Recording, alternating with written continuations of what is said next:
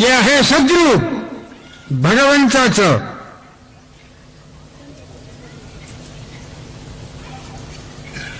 ते शिल्पकार कोण आहे? तो चिद्रूप भगवान शिव आहे.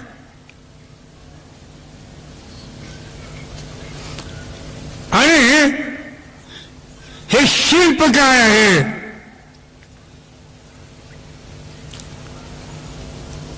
तेही आनंद रूप विश्व आहे. खरं सांगा, आनंदात आहात की नाही? आनंदम ब्रह्मेची जाणार.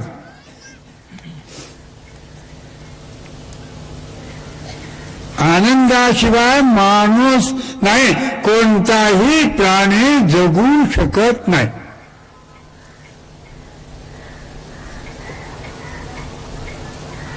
आनंदाचे लखलभवानी भूतानी जायंते. हे विश्व आनंदातून जन्मालंय. तुम्ही कसे जन्माला? तुम्ही कसे जन्माला? आता माझ्याकडे मुलगा आला, माझा वाढदिवस आहे.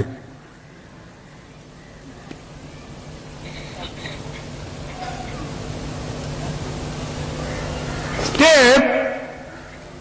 प्रकृतीचा विलोभनीय रूप आहे.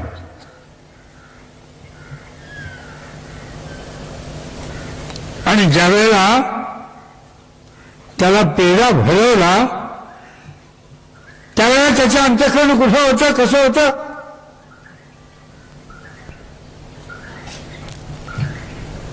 आनंदमय अभ्यासात. तो आनंदमय आहे. त्याचं स्वरूप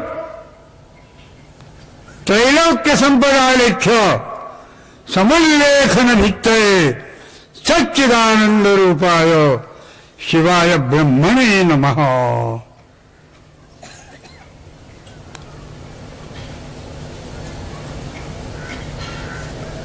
आणि हे आनंद रूप विश्व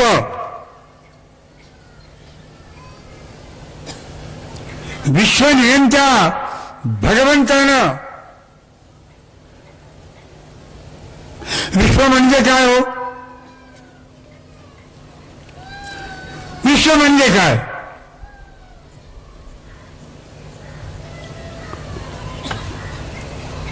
विश्व म्हणजे संसार. हळूच सांगतो.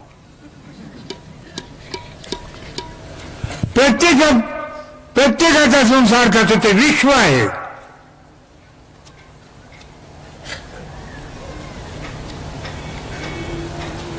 तर तशी निर्मिती आहे. आणि त्याच्या निर्मितीचा तो आनंद घेतो आहे. संसारातली प्रत्येक व्यक्ती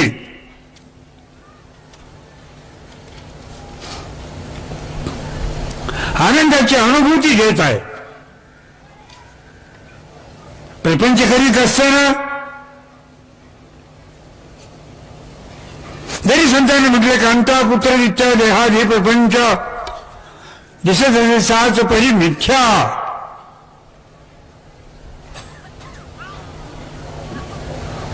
वास्तव रीतीनं पाहिलं असताना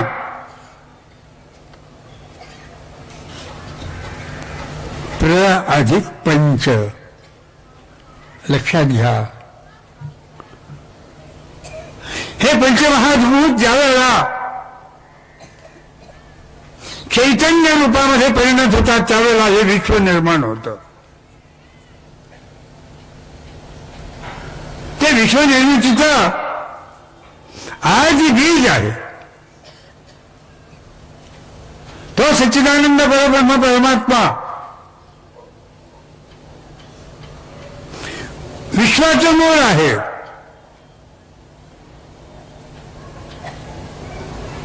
यतोवायुमानि भूतानि जायन्ते येन जातानि जीवन्ति. कुठून हे विश्व निर्माण झालं?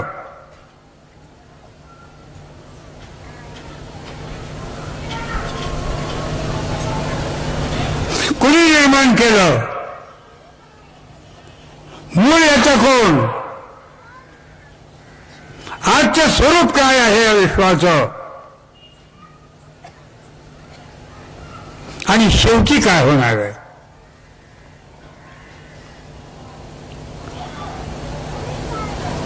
शेवटी काय होणार आहे.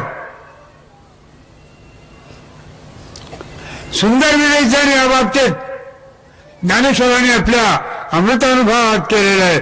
मूलाग्राय मध्याय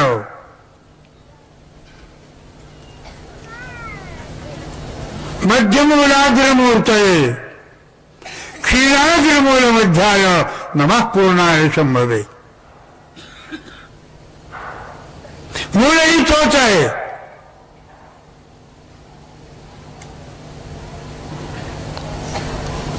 अनंत कोटी ब्रह्मांड नायक प्रभू या विश्वाचं मूळ आहे. आत्मशक्ती विकासेनं शिव विश्वात्मना स्थितः.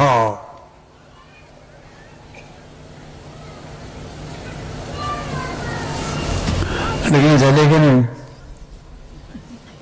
टाळ्या बाजू दोसा. अरे संसार म्हणजे काय.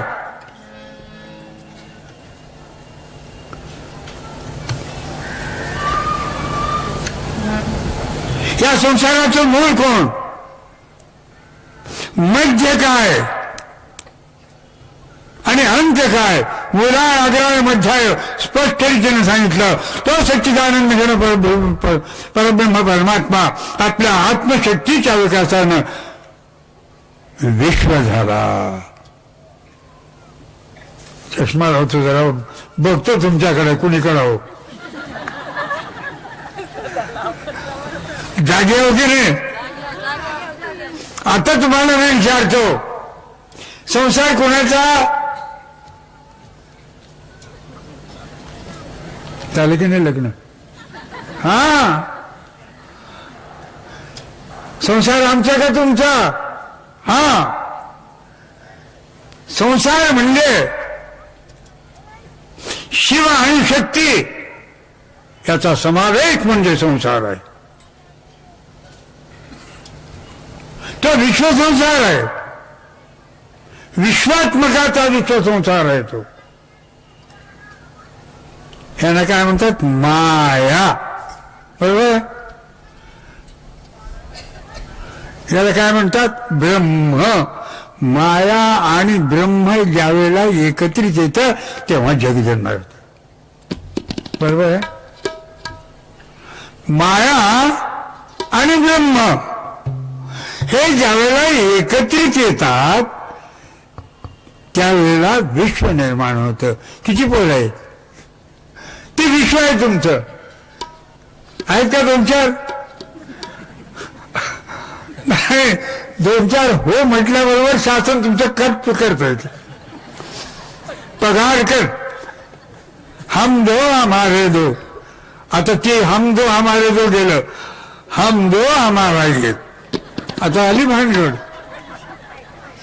पोरं सगळे पोरच झाले. पुढे काय व्हायचं. हे विश्वाचं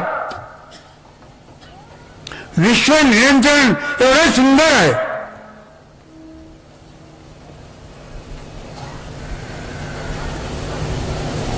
आणि ते भगवंताने स्वतःच्या रूपात दाखवलं. अर्धनारी नटेश्वर. अर्धा भाग शक्तीचा अर्धा भाग शिवाचा. शिवशक्ती म्हणेन जगत. हे जगाचं स्वरूप आहे.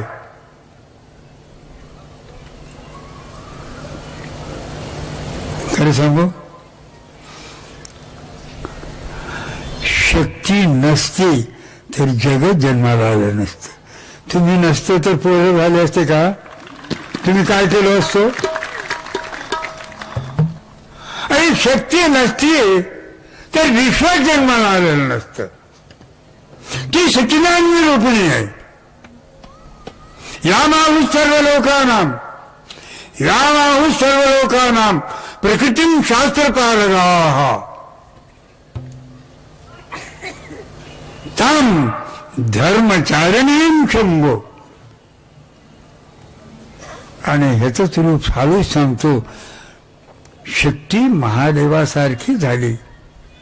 आणि आपल्या मराठीतले एक म्हण माहितीये का, ज्या घरला जाशील बाळे, पुढे काय, त्या घरची शिकशील चाळे.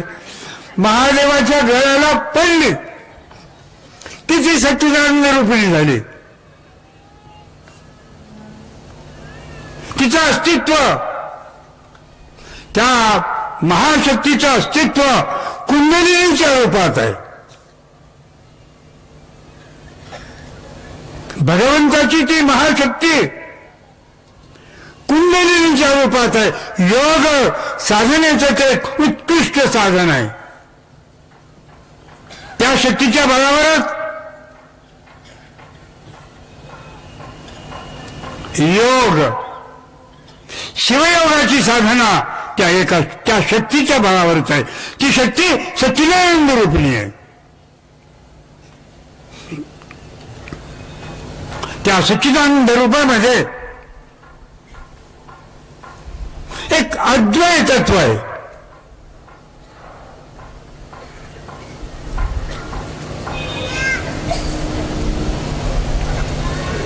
आणि ते तत्व प्रत्येक प्राणीमात्रामध्ये आणि शिवत्या भरलेला आहे. आणि म्हणून म्हटलं, शंकर जरी काष्टी भरला, पिंडी ब्रह्मांडी ब्रह्मला, अलक्ष दृष्टीने लक्षला, शंकरच शंकर. चष्मा लावा थोडा.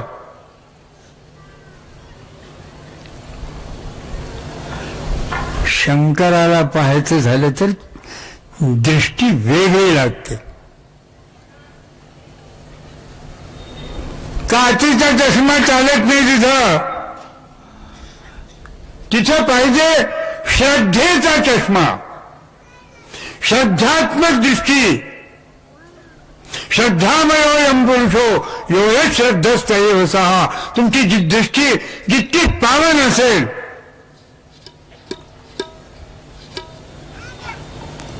जितकी मंगलमय असेल, जितकी अंतर्मुख असेल, तितकं त्या मंगलमय प्रभूचा स्वरूप त्या डोळ्याने दिसतं.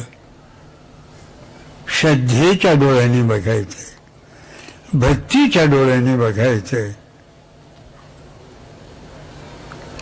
तो एक आहे. एकम स विप्रा बहुधा वदंती. तो सच्चिदानंद एक रूप आहे. तुम्हाला संसार करण्याकरता दिला नाही. तुम्हालाही सांगायला लागलो, तुमचं लग्न संसार करण्याकरता झालेलं नाही. तुमचं लग्न झालेलं आहे शिव शक्ती यांच्या समावेशाकरता झालेलं. आम्ही ते गेलो विसरून.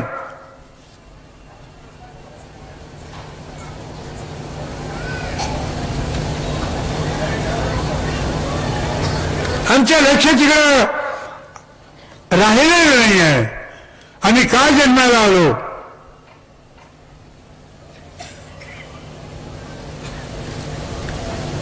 तुम्ही का जन्माला आलात? तुम्ही का जन्माला आलात? तुम्ही कोणाकरता जन्माला आलात? तुम्ही कोणाकरता जन्माला आलात? मला सांगू नका, मनातच विचार करा. मला सांगायची गरज नाही.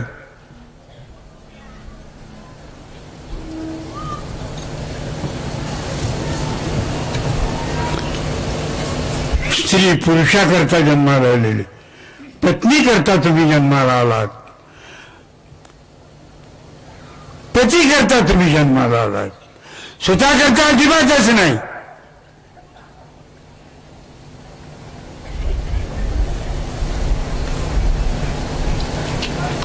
तुम्ही दोन ज्यावेळेला एकत्रित होतात शिवशक्ती ज्यावेळेला समाविष्ट होते त्यावेळेला शिव शिव उरत नाही, शक्ती शक्ती उरत नाही. ते एकात्म होतात आणि त्या एकात्मतेमध्ये जो आनंद आहे त्यालाच ब्रह्मानंद म्हणतात.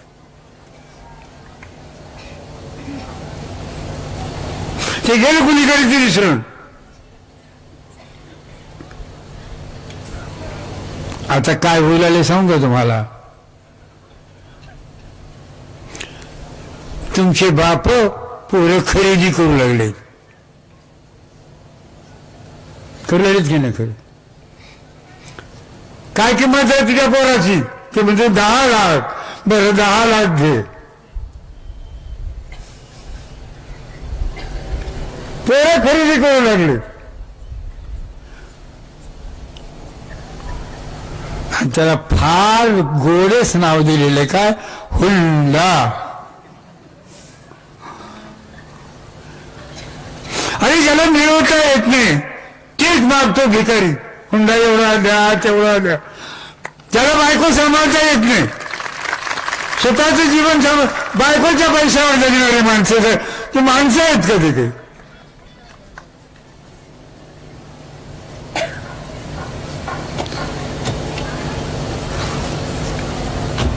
आणि अशी दुर्बल लोक आणि फार याला मोठेपणा समजतात. खरं सांगा, बरोबर आहे की नाही? मी 10 लाख हुंडा घेतलो. काय चाललंय? लग्न झालं जोपर्यंत हे हुशार बाई त्याला हातात घेत नाही तोपर्यंत बिलकुल त्याच्यासारखं वागायला लागते. आणि एकदा तो माणूस आपल्या हातात आला की सांगतोय, आता तुमच्या वडिलाला वाटला की वृद्धाश्रमामध्ये मी काही त्यांचे धोत्र होण्याकरता तुझ्या घरला आले नाही. हळूहळू सुरू करतो. वसूल करता की नाही? खरं सांगा. 10 दिलेले 2.5 40 वसूल करतात. मला तिची एक साधी म्हण आहे, बाई आली की आई गेली.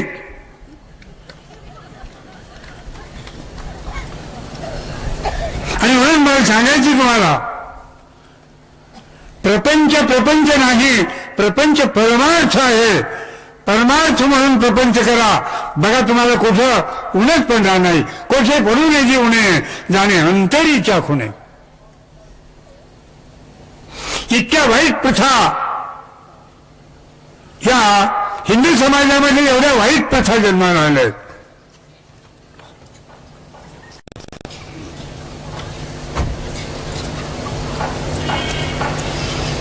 ज्याच्या योगानं हा समाज परास्त झालेला आहे. अनेक जाती, अनेक पंथ आणि माणसं आहेत ती सगळे.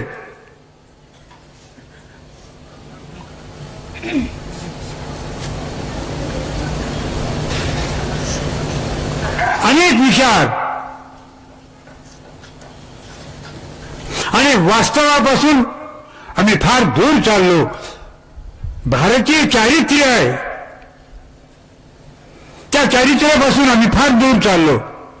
एतत् देश प्रसूताच्च सकाशात् अग्रजन्मनः संसं चरित्रं शिक्षेन पृथिव्यां सर्व मानवाः. चारित्र्य काय आहे?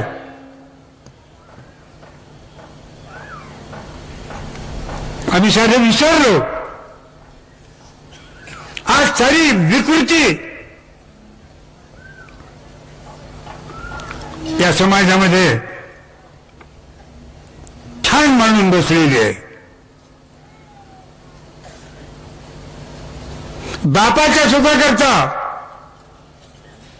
भीष्मानं प्रतिज्ञा केली, मी लग्न करून देणार नाही.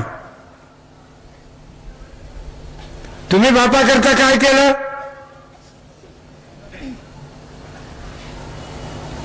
जीवनभर ब्रह्मचर्याचं पालन केलं.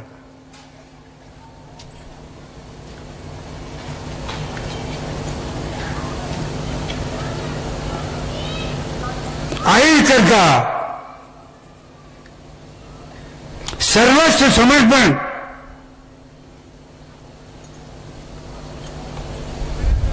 करणारे महापुरुष या देशात जन्माला आले. एक धारणा, परोपकाराय मिदं शरीरम, परोपकाराकरता माझं शरीर आहे.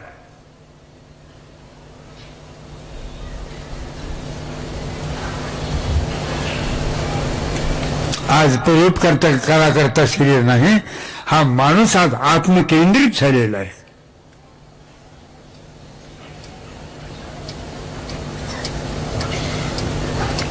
भारतीय चारित्र्यामध्ये विकृती निर्माण झाली.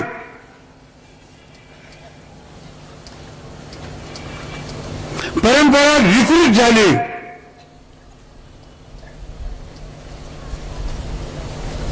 आमच्यामध्ये स्वार्थी वृत्ती पराकोटीला गेली. आम्ही पाहतोय सामाजिक कार्य, धार्मिक कार्य, प्रत्येक कार्यामध्ये प्रत्येक माणसाची अपेक्षा असते, मला काय मिळते, काय मिळवण्याकरता तुम्ही आलात. जे मिळवायचंय तिकडे बघा.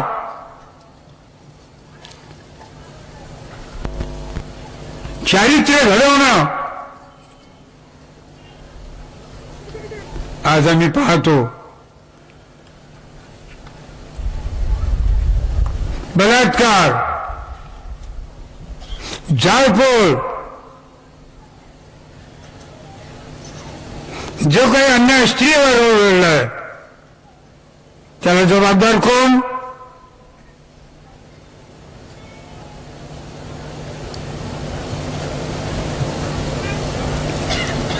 याचा विचार आम्ही काय करतो, शासनावर टाकून देऊन मोकळ होतो. वास्तविक रीतीने आमचं चारित्र्य काय आहे? मात्रवत परदारेषु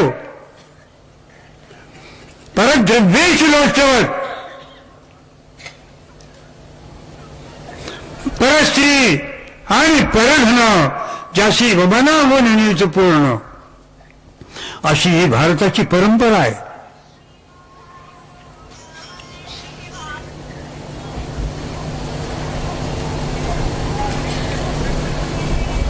कसं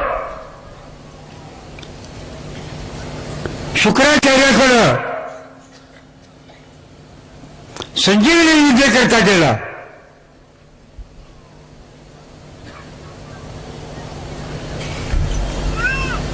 संजीवनी विद्या मिळवली देवयानीच्या बळावर. ज्यावेळेला देवयानीनं प्रस्ताव ठेवला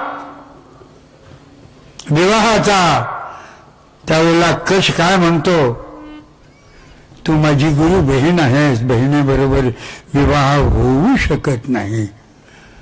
आज किती जाणं आहेत आजच्या या पुरुषात.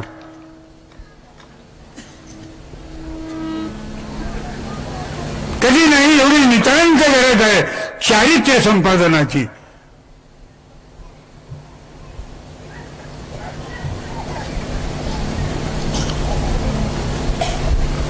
छत्रपती शिवाजींचं उदाहरण आहे. शिवरायाजवळ सरदारांनी एक सुंदर यवनाची स्त्री आणून उभं केली. शिवराय काय म्हणतात, खरोखरच अशी जर माझी आई एवढी सुंदर असती तर मी किती सुंदर झालो असतो. ही आहे का आज धारणा?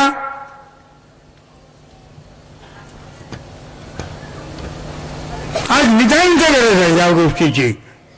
चारित्र्य संपादन. आम्ही म्हणतो भजन करा, खूप करा, मुख में राम बगल में छुरी.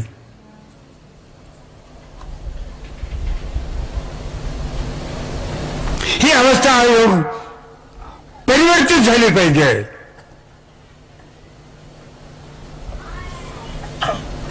आमच्या अंतःकरणात प्रेमाची भावना, एकात्मतेची भावना, समानतेची भावना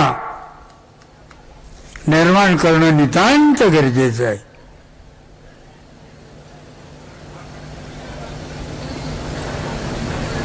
कालो वा कारणम राज्ञम राजा वा कालकारणम.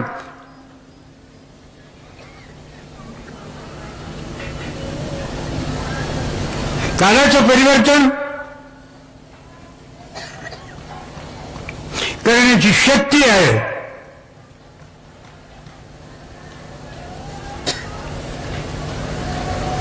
आणि कालाला अनुसरून माणसाच्या व्यक्तिमत्वाची जडणघडण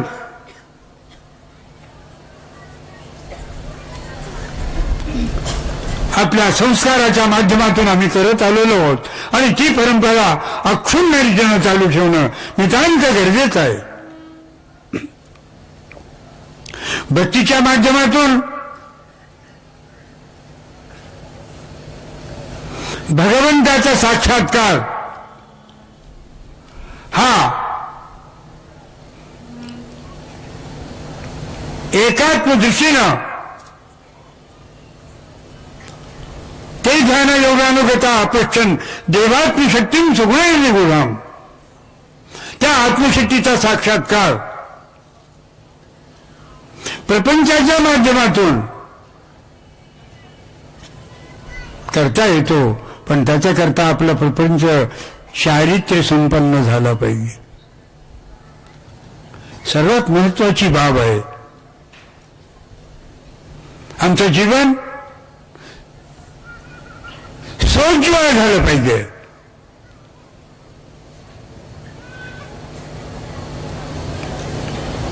माणसाच्या विषयी माणसाच्या अंतःकरणात आपुलकीची भावना निर्माण झाली पाहिजे.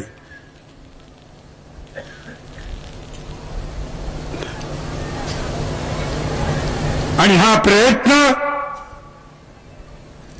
भारतीय संस्कृतीनं ऋग्वेदाच्या माध्यमातून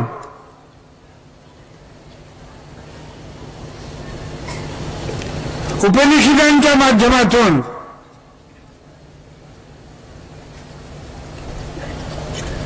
पुराणाच्या माध्यमातून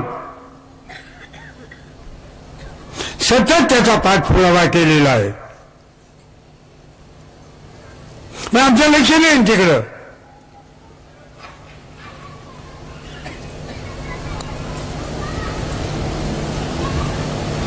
जे भारतीय आर्ष वाङ्मय आहे, संत वाङ्मय आहे,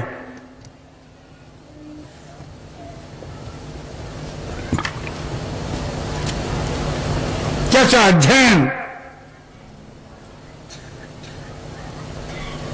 त्याचा अभ्यास तर दूरच. पण मी तुम्हाला विचारतो, वेदाची पुस्तकं तरी तुम्ही बघितलेत का?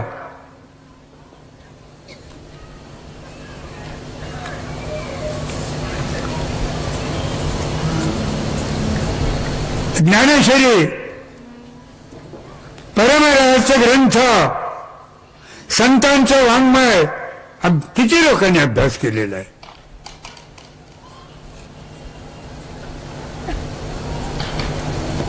त्याच्यातून चारित्र्य निर्मिती केली जाते. संतांनी आपल्या जीवनाचा सारा अनुभव अभंगी निरूपण, अनुभविले ज्ञान, स्वतःच्या जीवनाचा अनुभव संतांनी रेखाटलेला आहे. संत म्हणजे काय आभाळातून पडलेले नव्हते.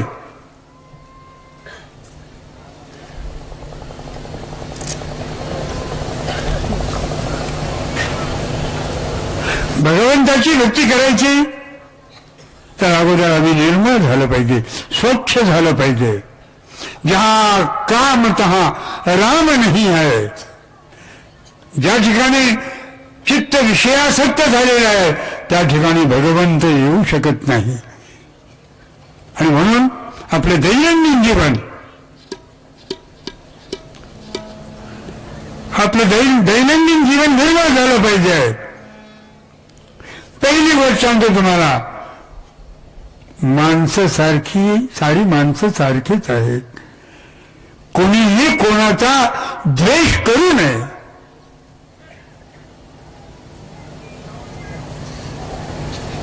हे तत्व ज्यावेळेला तुम्ही आपल्या अंतःकरणात धारण करून त्याप्रमाणे वागू लागाल त्यावेळेला तुमच्या जीवनाची एक पैलू अत्यंत पावनाशी होते आणि म्हणून प्रयत्न करा अद्वेष्टा सर्वभूतानां कोणाचाही द्वेष करू नका. माणूस द्वेष का करतो? इतराचा द्वेष माणूस का करतो? ज्या वेळेला त्याचा स्वार्थ येतो पुढे, स्वार्थाला आडवा येणाऱ्या माणसाचा द्वेष निश्चितपणे तो करतो. आणि म्हणून मला हे म्हणायचंय, स्वार्थ हा असावा पण मर्यादित. ज्या स्वार्थामुळं इतरांचं काहीही नुकसान होणार नाही, हानी होणार नाही, अशा प्रकारचा स्वार्थ योग्य आहे. पण ज्यावेळेला स्वार्थ विकृत होतो, माणसाच्या अपेक्षा वाढायला लागतात, त्यावेळेला त्याच्या मनामध्ये विकृती निर्माण होते आणि मग तो दुसऱ्याचा द्वेष करू लागतो, एकाचा द्वेष दुसऱ्याला आणखी लागतो. हे संक्रामक रोग आहे. राग, द्वेष, लोभ, मोह हे संक्रामक रोग आहेत आणि हे मानसिक रोग आहेत. आणि त्याच्या रोगानं आत्मा मलिन होतो.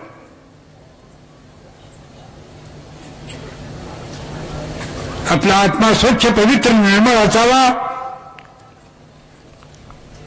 भगवंताच्या भक्तीच्या माध्यमातून आपलं जीवन आनंदमय, सुखमय व्हावं, एवढ्याकरता प्रत्येक माणसाने स्वतःचा विचार करावा. आपुलापण करावा विचार. आपुलापण करावा.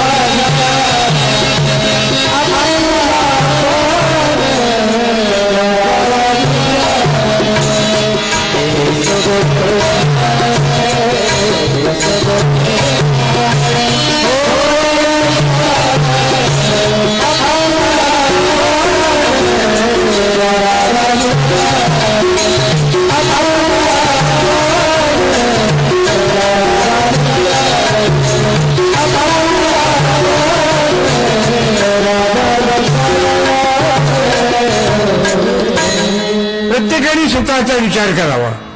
मी कुठं आहे? मी काय करतो आहे? मी काय बोलतो आहे? मी काय खातो आहे? त्याचा परिणाम माझ्यावर काय होतो आणि पुढच्या माणसावर काय होतो? हा विचार आहे. माझ्या व्यवहाराचा, माझ्या आहाराचा, माझ्या विचाराचा, माझ्या उच्चाराचा पुढच्या माणसावर काय परिणाम होतो, हा विचार नितांत गरजेचा आहे. विकृती निर्माण होईल. विचाराची, आचाराची, आहाराची, उच्चाराची विकृती निर्माण होईल. याच्याकडे लक्ष देणं नितांत गरजेचं आहे.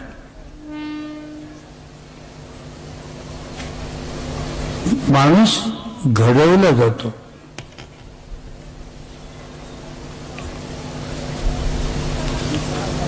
आणि ती घडवण्याची प्रक्रिया अतिशय सोपी आणि अतिशय सुंदर आहे. माणूस घडवण्याची प्रक्रिया अतिशय सोपी आणि अतिशय सुंदर आहे. तिकडे लक्ष नाही कोणाचं.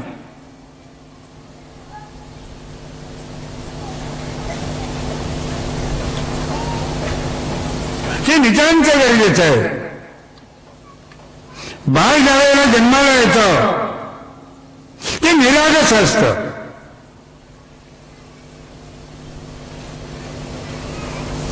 त्याच्यावरती कुठलेच संस्कार नसतात.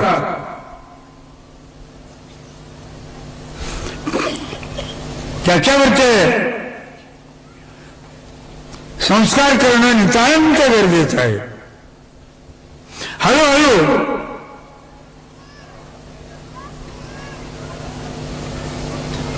लेकरावरचे जे संस्कार केले जातात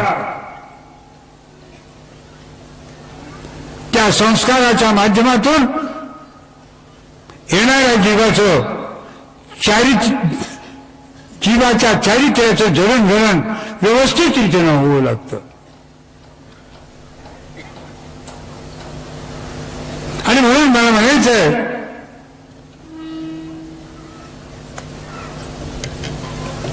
आईचं कर्तव्य आहे मात्र देवो हो. बाप मला गरजेच नाही. संतती घडवण्याचं काम मात्र देवतेच आहे.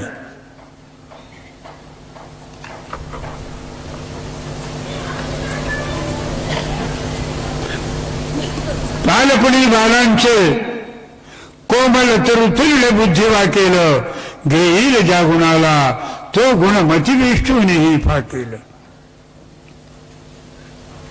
लहान लेकरावर केले जाणारे जे संस्कार आहेत त्या संस्कारातूनच आजचा युवक, आजचा बालक, आजचा युवक, आजचा तरुण घडवला जातो.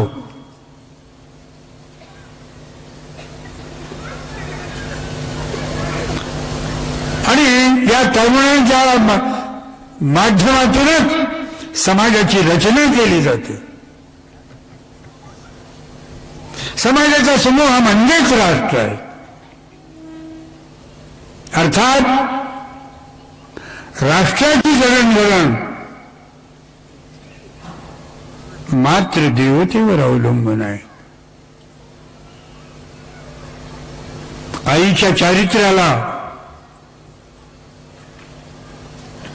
सोन्याची झालर आहे.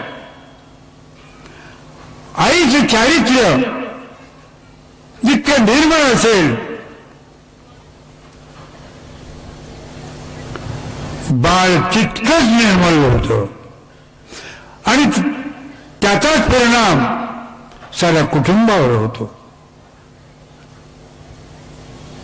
आज परिस्थिती इतकी विचित्र आहे.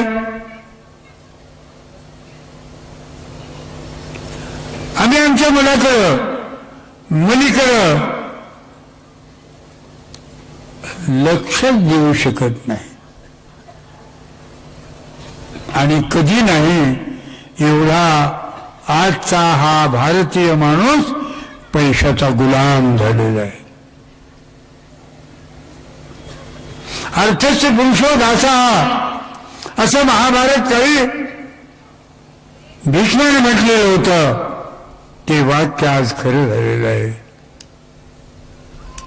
आजचा माणूस पैशाच्या पाठीमागे लागलेला आहे. पैसा मिळवण्याकरता सत्तेच्या पाठीमागे लागलेला. सत्ता आणि पैसा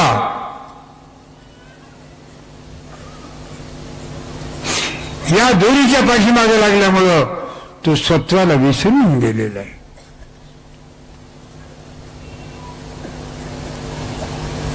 आणि म्हणून मला म्हणायचंय, आज मी तुम्हाला फक्त 3च गोष्टी सांगणार आहे. पहिली महत्वाची गोष्ट आहे,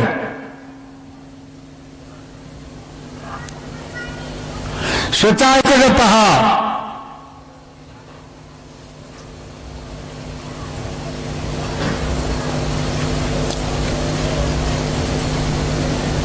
स्वतःचं चारित्र्य घडवण्याचा प्रयत्न करा.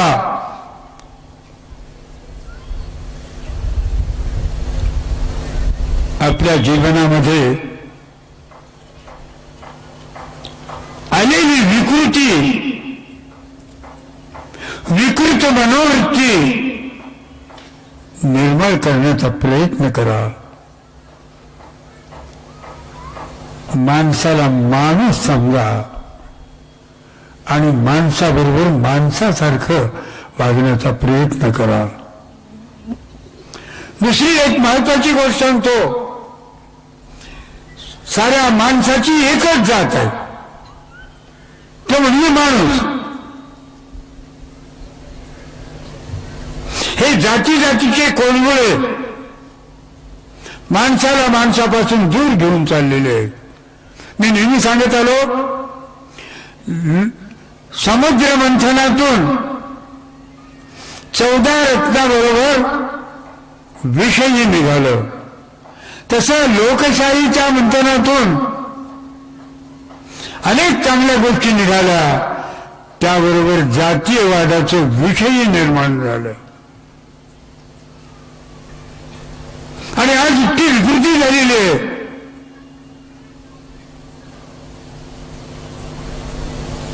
माणसाला माणसापासून दूर करण्याचं हे एक विकृत मनोवृत्तीचं प्रदर्शन झालेलं आहे. सावधान, सारी माणसं एक आहेत, आम्ही सारे एक आहोत, अशा प्रकारची एकात्मतेची धारणा नितांत गरजेची आहे. आणि त्यानंतर महत्वाची गोष्ट सांगतो, आपल्या पूर्वजांनी आपल्याकरता साहित्य निर्माण केलेलं आहे. संत मंडळीनं आपल्या जीवनाचं मूल्य देऊन, ऋषी मंडळीनं आपल्या जीवनाचं मूल्य देऊन एका एका तत्वाचा अनुभव सांगितलेला आहे. पतंजलीला व्याकरण सांगितलं, पतंजलीला आरोग्यशास्त्र सांगितलं, योग सांगितला, शंकराचार्यांनी वेदांत सांगितला, आपल्या जीवनाचं स्वरूप सार सर्वस्व सांगितलं. प्रत्येक प्रांतामध्ये संत झाले. अध्यात्म वाङ्मय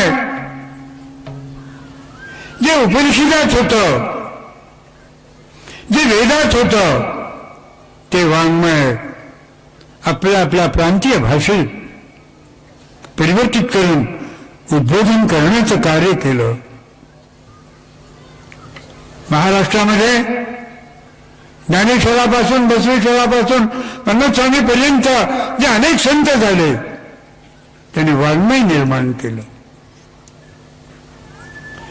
जीवनाचा आदर्श दाखवला. साधनाचे हेच दोन्ही, साधा तरी भक्तजनी, पर द्रव्य परवणारे याचा विचार होतो.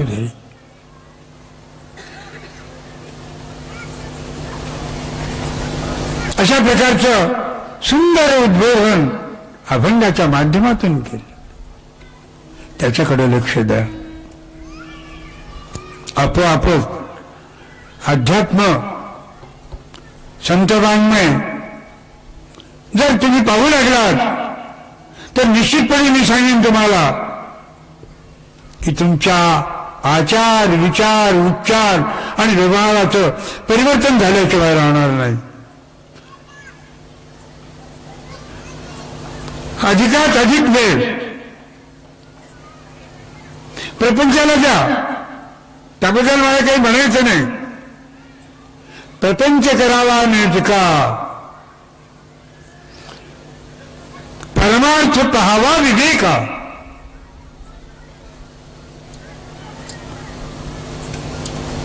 संतांनी सांगितलं, प्रपंच करा, आनंदाने करा, वैभव पूर्ण रीतीने करा.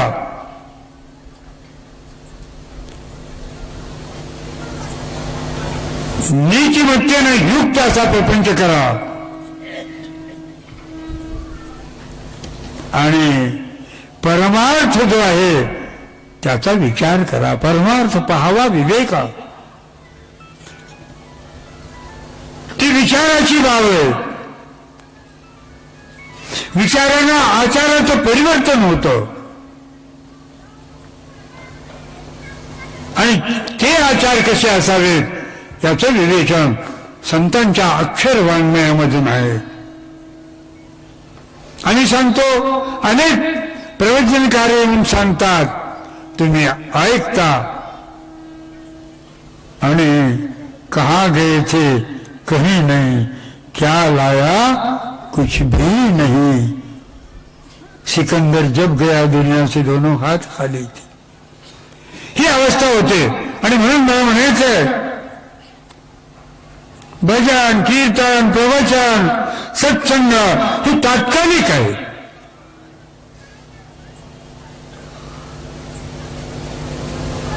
पण संत वाङ्मय हे सातत्यानं चालणार आहे. मी नेहमी म्हणत आलो, प्रवचन भजन कीर्तन हे फ्लड आहे, म्हणजे पूर आहे. पूर आला आणि वाहून गेला, त्या नदीमध्ये घोटभर पाणी प्यायला नसतं. परंतु संतांचं वाङ्मय जे आहे ती झरा आहे, सतत चालत राहणार आहे.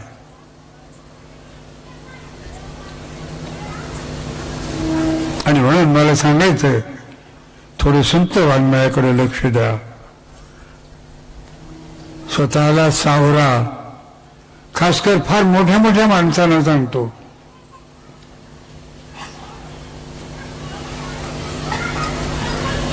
परद्रव्याची अपेक्षा करू नका.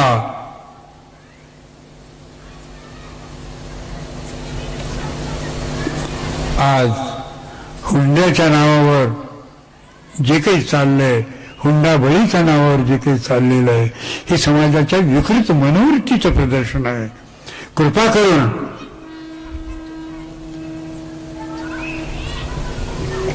स्वतःकडे बघा.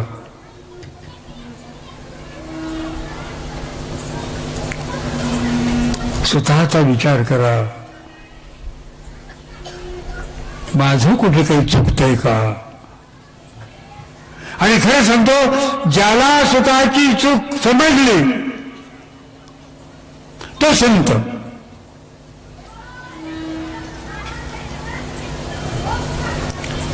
इतराविषयी एकात्मतेची प्रेमाची भावना आपल्या अंतःकरणात निर्माण करण्याचा सातत्यानं प्रयत्न करावा.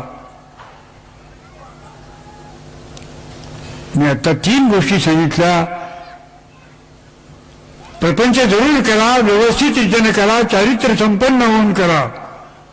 कोणी तुमच्याकडे बोट दाखवणार नाही, अशाप्रमाणे तुमचं वागणं पाहिजे.